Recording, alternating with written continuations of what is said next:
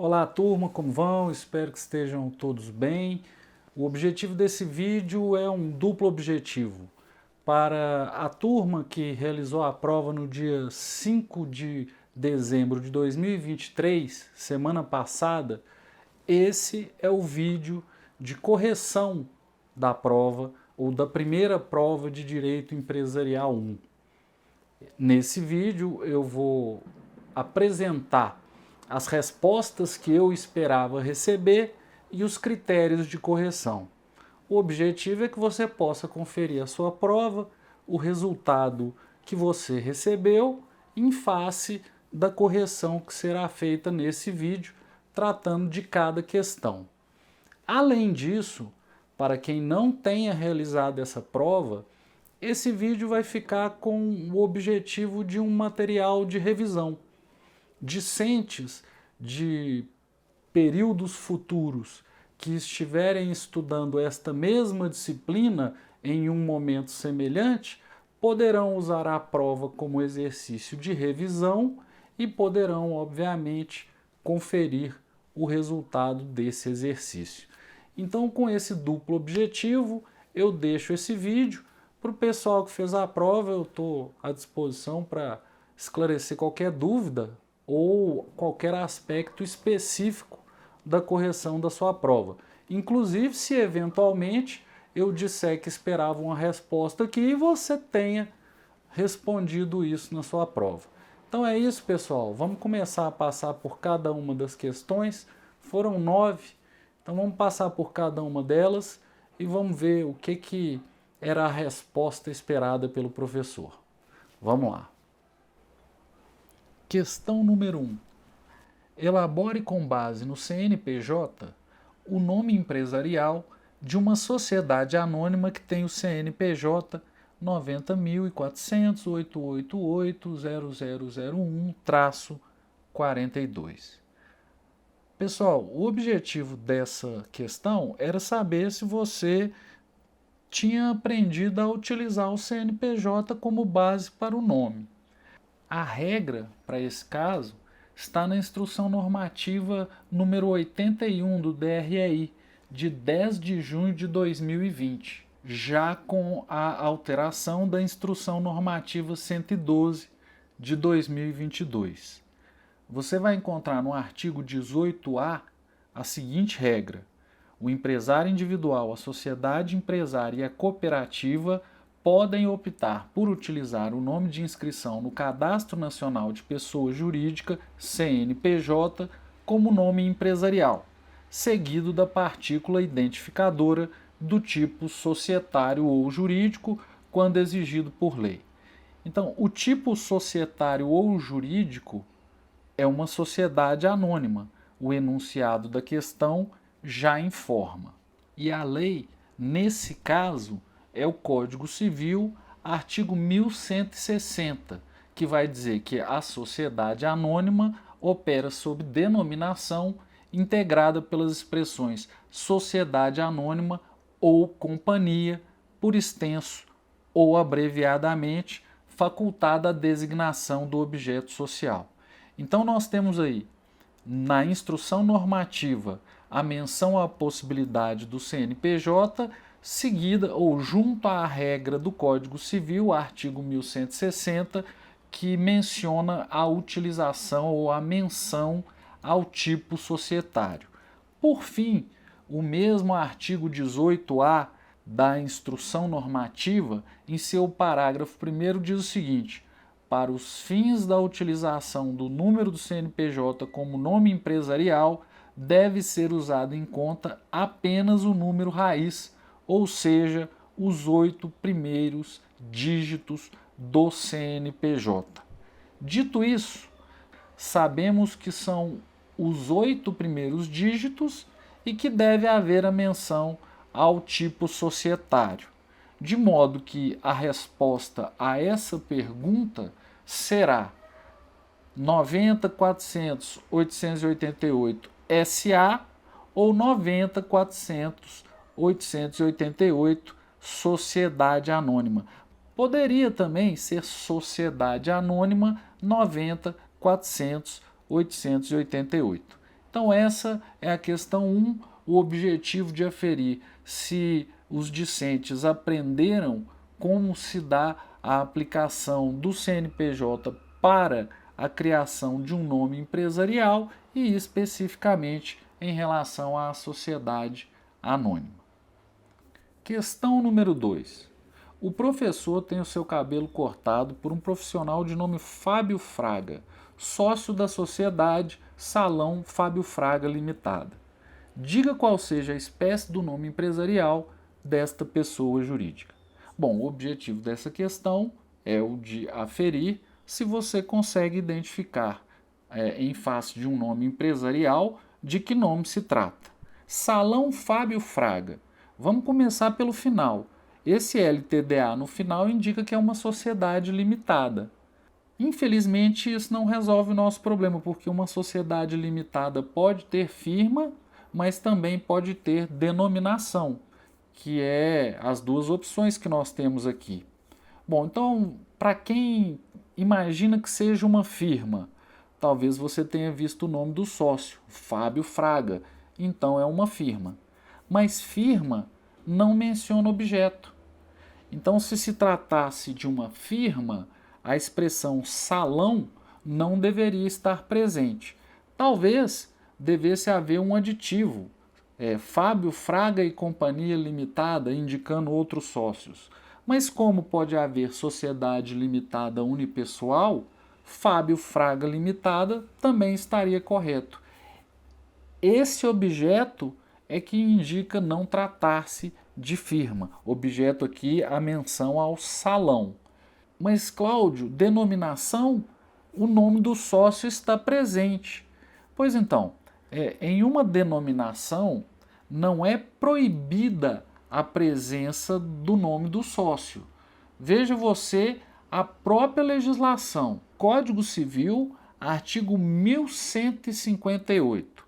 Pode a sociedade limitada adotar firma ou denominação integradas pela palavra final limitada ou a sua abreviatura, o que foi o caso aqui. A denominação, parágrafo 2º, deve indicar o objeto da sociedade, sendo permitido nela figurar o nome de um ou mais sócios. Então, é possível que exista o nome do sócio aí. Ah, Cláudio, mas isso é uma característica de firma. Originalmente, só firma é que levava nome de sócio. Sim, mas já existe um tempo em que as denominações também admitem essa menção. Só não vai se tratar necessariamente daquela menção a um sócio de responsabilidade ilimitada. Então aqui, por que não é firma? Em razão da menção ao objeto. Mas não tem problema uma denominação ter o nome do sócio? Não, não tem.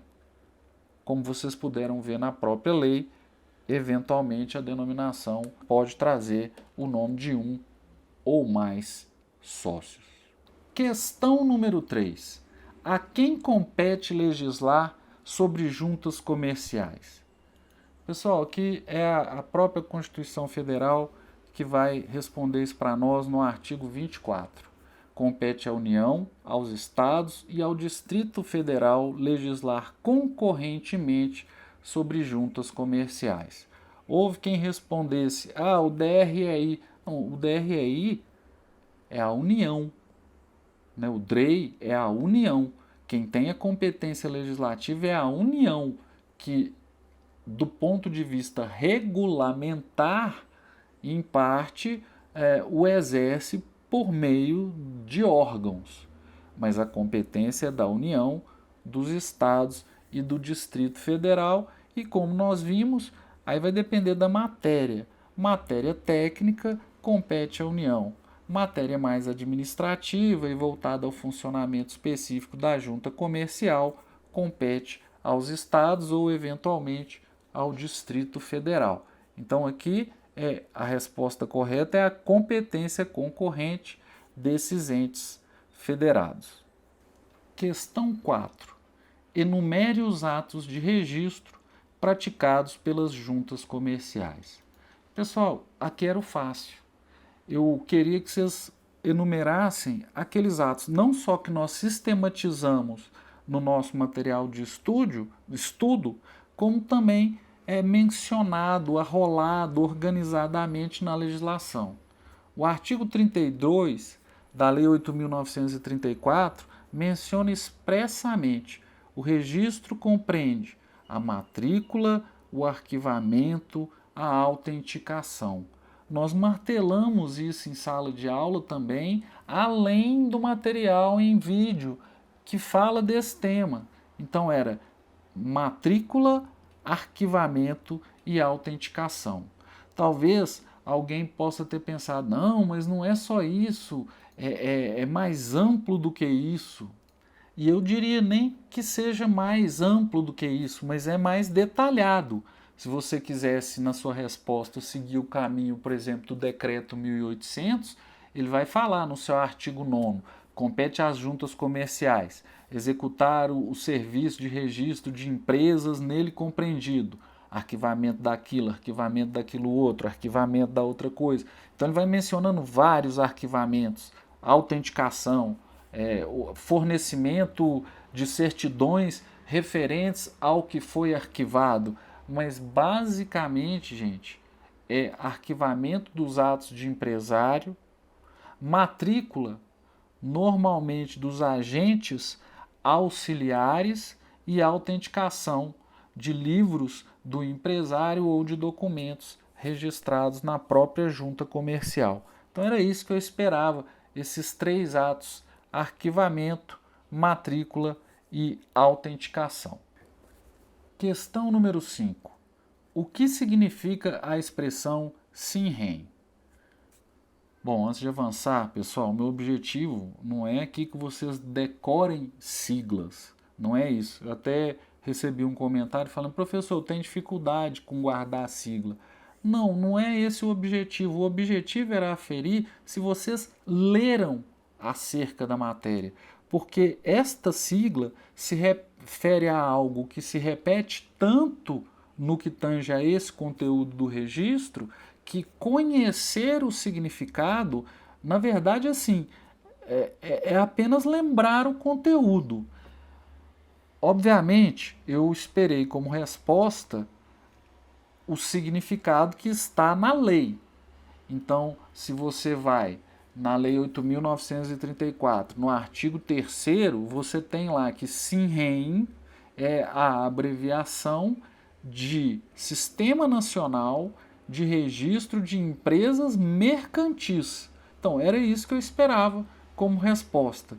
Porque eu gosto que vocês memorizem siglas? Não, para saber se vocês minimamente deram uma olhada na bibliografia, na legislação, porque essa é uma sigla que ia se repetir incontáveis vezes. Inclusive, eu considero que essa é uma das questões fáceis.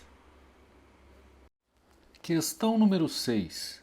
Quanto ao estabelecimento. Pessoal, teve gente na hora da prova que me perguntou o que era para ser feito aqui.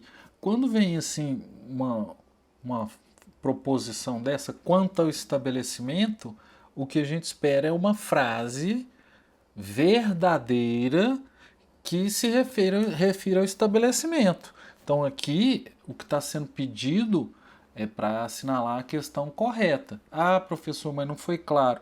Ué, gente, isso aqui é uma questão de concurso, ela aparece assim. Você tem que interpretar o que está pedindo. E eu acho que até você começar a fazer a questão te ajuda a saber o que está sendo pedido. De qualquer modo, para mim está claro aqui, quanto ao estabelecimento, é correto dizer que. Não precisava estar colocando aqui, porque se a frase é falsa, então não é algo que se possa dizer quanto ao estabelecimento. Vamos começar. Não havendo autorização expressa, o alienante do estabelecimento não pode fazer concorrência ao adquirente nos 5 anos subsequentes à transferência.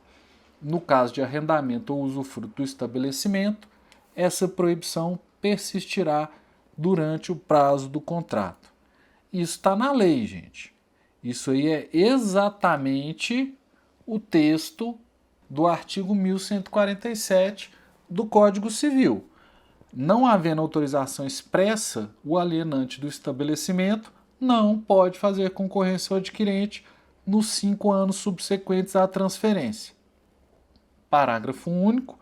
No caso de arrendamento ou usufruto do estabelecimento, a proibição prevista nesse artigo persistirá durante o prazo do contrato.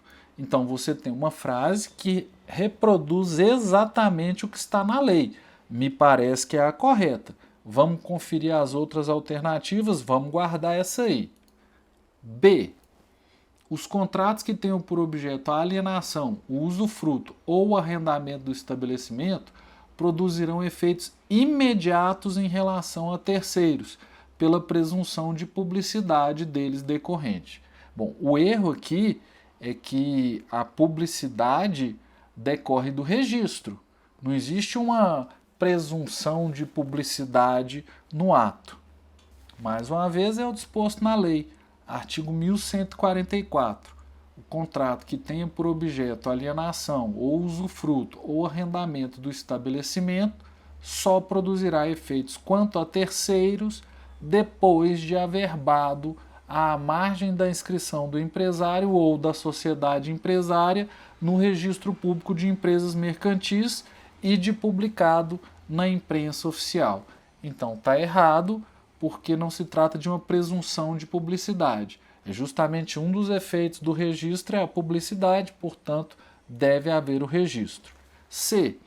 Seja qual for a situação patrimonial do passivo do alienante, a eficácia da alienação do estabelecimento depende do pagamento de todos os credores ou do consentimento destes, necessariamente expresso em 30 dias a partir de sua notificação. O que está errado aqui? É que não é seja qual for a situação patrimonial do passivo do alienante. O alienante depende da anuência dos credores ou do pagamento das dívidas, caso seja insolvente. Olha o artigo 1145 do Código Civil. Se ao alienante não restarem bens suficientes para solver o seu passivo, a eficácia da alienação do estabelecimento depende do pagamento de todos os credores ou do consentimento destes. Então é no caso de não restarem bens suficientes. Em outras palavras, no caso de insolvência. Então não é certo dizer seja qual for a situação patrimonial. Então essa está errada. D. O adquirente do estabelecimento responde pelo pagamento dos débitos anteriores à transferência. Correto. Contabilizados ou não. Bom, aí está errado, porque a gente está tratando aqui de débitos contabilizados. Mais uma vez, é o Código Civil. Artigo 1146. O adquirente do estabelecimento responde pelo pagamento dos débitos anteriores à transferência, desde que regularmente contabilizados. E isso é assim, gente, porque a dívida contabilizada, o adquirente do estabelecimento não tem como nem saber que existe. Ele só tem como ter acesso às dívidas que contam da escrituração. Então a afirmativa está incorreta. Letra E. A transferência do estabelecimento sempre importará a subrogação do adquirente nos contratos estipulados para a exploração do estabelecimento, tendo ou não caráter pessoal, facultado aos terceiros rescindir o contrato em 90 dias a contar da publicação da transferência. Está errado. O que está errado aqui? Você não transfere contratos com caráter pessoal.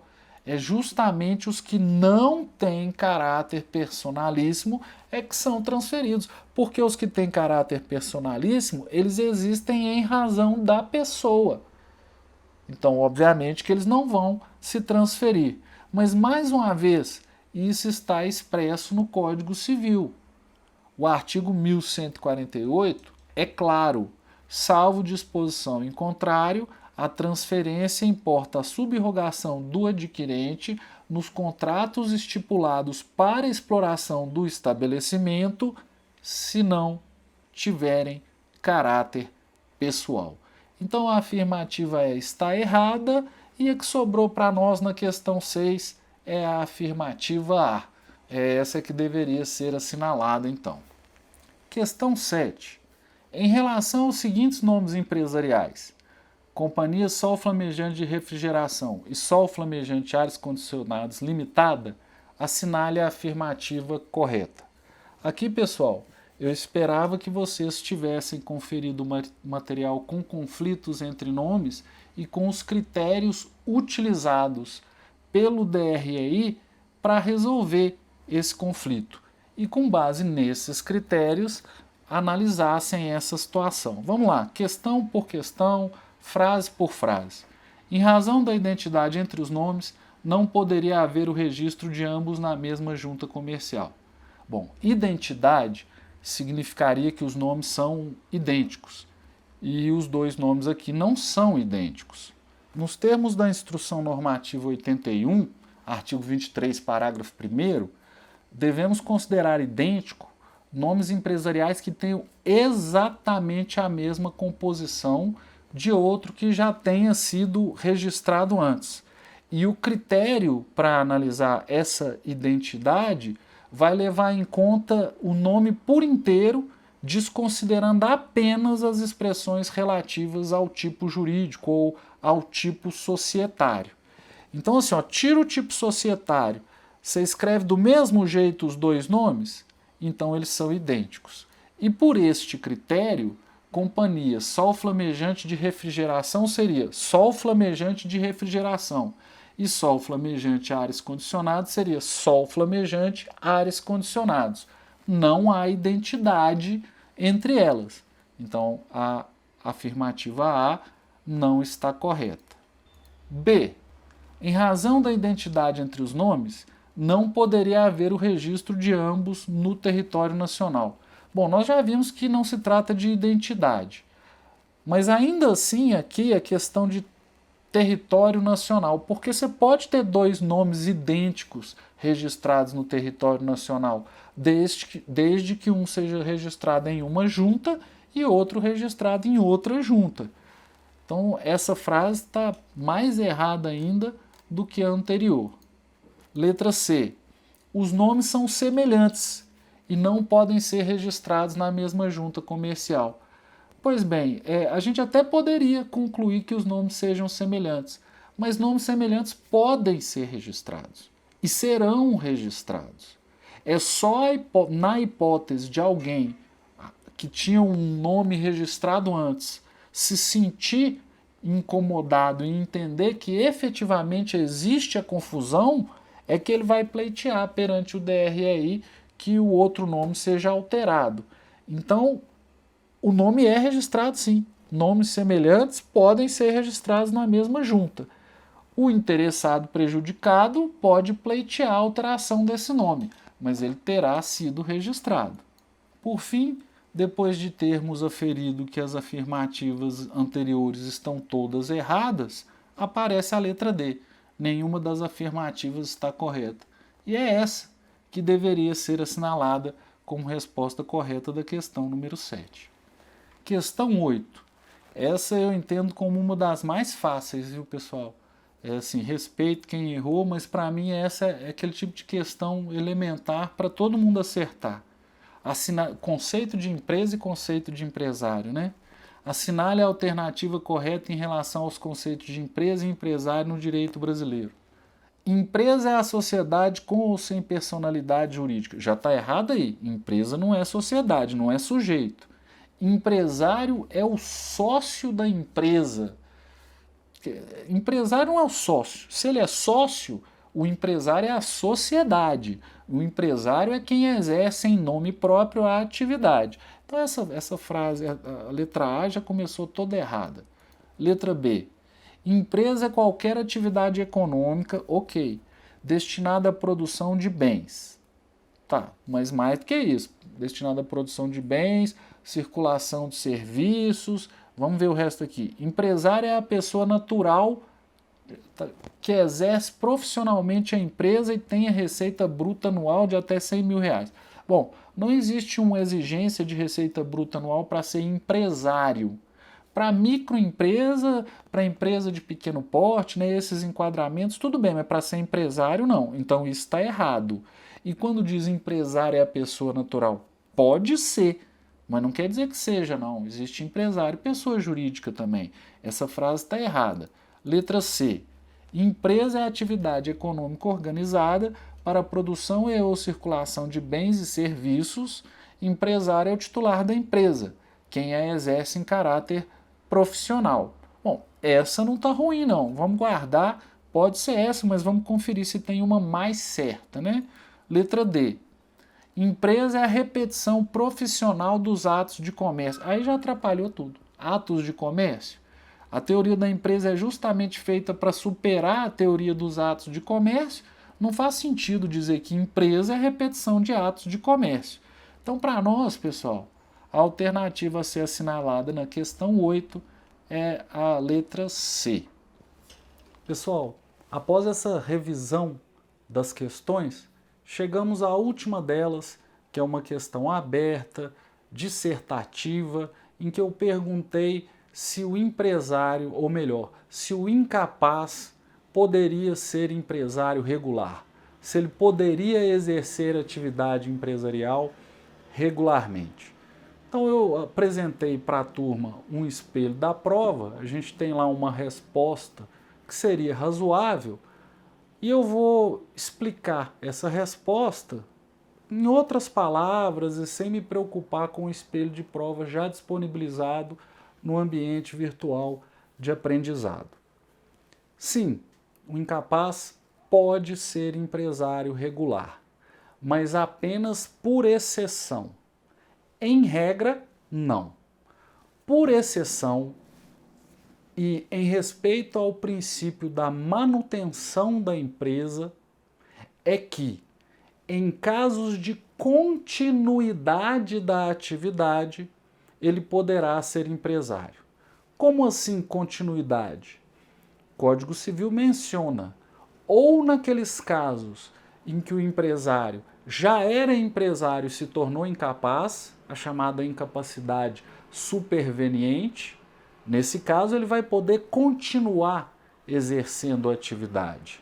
Ou ele herda de pai, mãe ou de alguém que deixou alguma herança para ele uma atividade montada, bens que compõem uma atividade já montada. E neste caso, ele também poderá dar continuidade à sua atividade.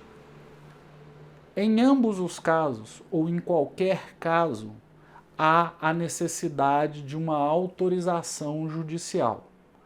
A autorização será dada ou não após uma aferição da conveniência na continuidade da atividade. Ou seja, para o incapaz, é conveniente continuar?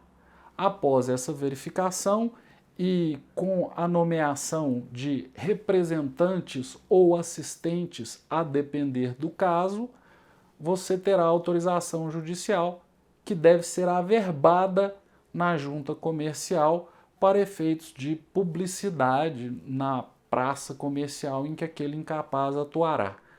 Então, basicamente, era isso que eu esperava, que você falasse que é uma exceção, que é uma situação de continuidade, que está em jogo o princípio da manutenção da atividade, mencionasse os dois casos, né, de incapacidade de superveniência ou de herança que o incapaz tenha recebido, mencionasse a autorização judicial, mencionasse a averbação dessa autorização e a necessidade de representante ou de assistente. Você poderia ainda mencionar que caso o representante ou assistente não pudesse, o representante especialmente, não pudesse exercer atividade, que deveria ser nomeado um outro, um gerente. Mas isso eu nem exigi para efeitos de correção. Então é isso, pessoal. Espero que tenha ficado esclarecido ou tenham ficado esclarecidos os objetivos de cada uma das questões e da prova em geral.